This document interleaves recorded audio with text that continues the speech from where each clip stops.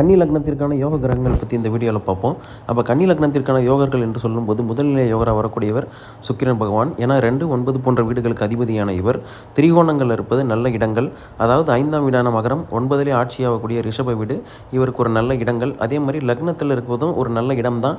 இங்கே சுக்கிரன் பொதுவாகவே புதன் கூடயே ட்ராவல் ஆகிட்டு வரதுனால இங்கே அவருக்கு ஒரு நீச்சபங்க ராஜயோக அமைப்பு கிடைக்கும். அதே மாதிரி இந்த சுக்கிரனானவர் செவ்வாயின் வீடுகள் என்று சொல்லக்கூடிய 3, 8 போன்ற இடங்களில் மறைவது அந்த அளவுக்கு நல்ல பலன்களை பெருசாக கொடுப்பதில்லை. அதே மாதிரி 12வது வீடான சூரியன் வீட்லேயும் அந்த அளவுக்கு பெரிய நல்ல பலன்கள் கிடைப்பதில்லை. அடுத்தது பார்த்திங்கன்னா புதன் உங்களுக்கு வந்து 2, 5, 9, 7 போன்ற இடங்களில் இருப்பது நல்ல அமைப்பு. 7வது வீட்டில் சுக்கிரனோட இருக்கும்போது இங்கே நீச்சபங்க ராஜயோகத்துக்கு வந்துடுவார்.